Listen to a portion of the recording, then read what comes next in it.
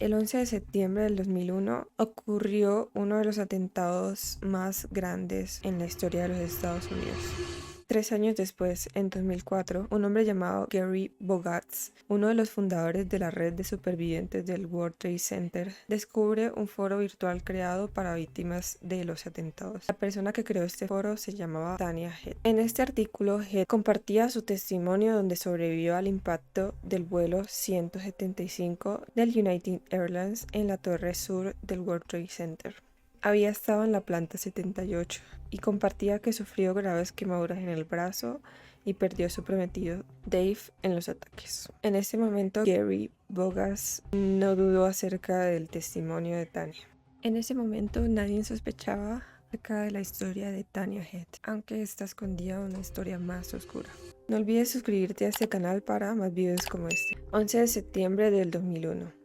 El impacto de la Torre Sur fue el único impacto que pudo ser visto en directo en todo el mundo cuando ocurrió. 59 minutos después del impacto, la torre colapsó, siendo la primera en hacerlo debido a la rápida debilitación que el fuego causó en la estructura del edificio, y el daño fue mayor que la otra torre. El impacto se calcula fue entre los pisos 77 y 85, es decir, la versión de Head la pone en uno de los lugares de más difícil supervivencia. En la Torre Sur, cerca de 3.000 personas pudieron escapar, entre los cuales 18 que estaban en los pisos superiores al momento del impacto pudieron escapar a través de un pasaje. 619 personas que se encontraban en el piso de impacto y por debajo de estos murieron. La evacuación del World Trade Center 2 comenzó a las 8:45, es decir, inmediatamente después de la colisión contra la Torre Norte y 17 minutos antes de su propia colisión, lo que dio tiempo para una mejor evacuación que la Torre Norte. Sin embargo, por el sistema de sonido de la Torre Sur, en dicho lapso de tiempo se anunció que la torre estaba segura.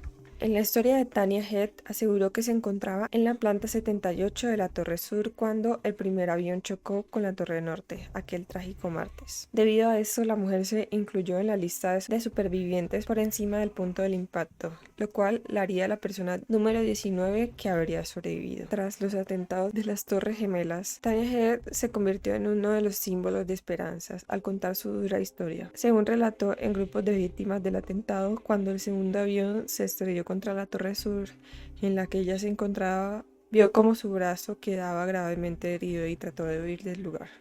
En su camino en búsqueda de una salida, fue testigo del horror. Las personas estaban encima de otras, olían a piel quemada, se veían las entrañas de la gente. En esos momentos ella seguía pensando en su prometido y en su boda. Escribió en un grupo de red de supervivencia al World Trade Center. Tanya afirmó que su prometido se encontraba también en el edificio, pero falleció tras los atentados. Una triste historia que ella descubriría al despertar 6 días después en la unidad de quemados de un hospital. On the South Tower, and I lost my fiance that day.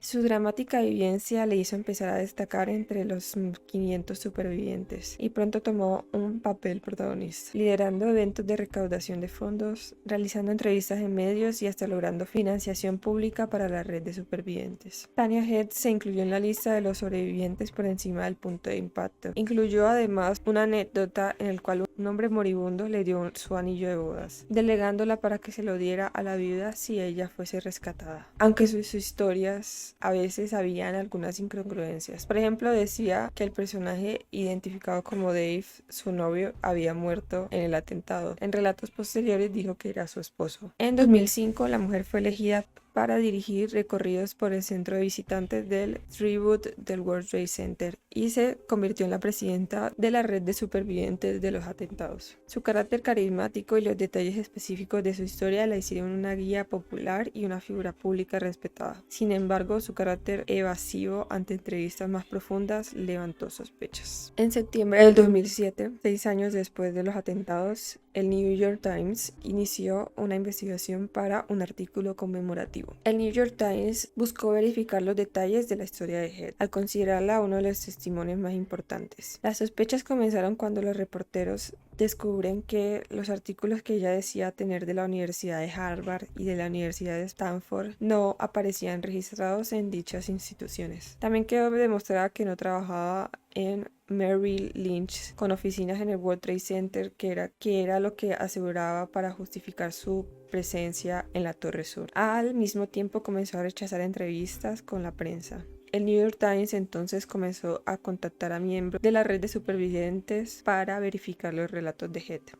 Investigaciones posteriores descubrieron que de entre las víctimas de la Torre Norte sí había un Dave, como decía que se llamaba su esposo, pero la familia de este negó cualquier conexión con una supuesta Tanya Heath y solicitó a los medios no publicar sus identidades por respeto a su memoria. A medida que pasaba el tiempo y su bulo adquiría más público y admiración de los supervivientes reales, Tanya conectó su historia con la de Welles Cruder, el héroe del pañuelo rojo, y un joven que trabajaba para Sander O'Neill, asociados en el piso 104 de la Torre Sur, y quien tras la colisión con el pañuelo rojo cubrieron su nariz y boca para protegerse del polvo, salió e ingresó al edificio, con lo cual 3 veces para rescatar a 12 personas, y quien pereció cuando la torre colapsó. Los periodistas descubrieron inconsistencias en sus relatos y eventualmente verificaron que Heath no solo no estaba en las Torres Gemelas durante los ataques, sino que ni siquiera se encontraba en los Estados Unidos.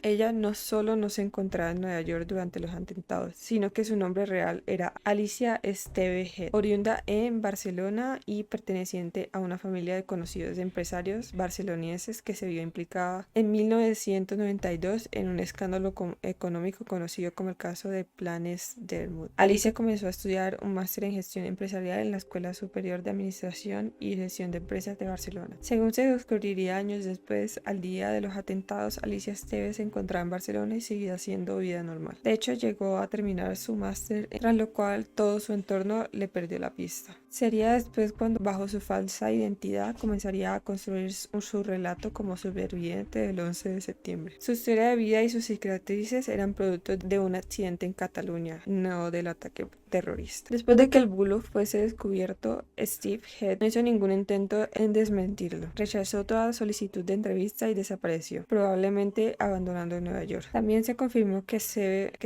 Heath en el papel de Tanya nunca pidió dinero y que al parecer todo era solo para llamar la atención. Su abogada dijo a los medios que ni ella ni su cliente podrían dar declaraciones con respecto a la veracidad de su relato. El 27 de septiembre del 2007, la red hizo votación para destituir a Tanya Heath como su presidente debido a las sospechas de que se estaban creando y a su negativa a enfrentarse a los medios. Tras ser destituida de la posición de red de supervivientes, desapareció del ojo público y regresó a España. En 2012 fue despedida de su trabajo en una compañía de seguros tras conocerse su pasado.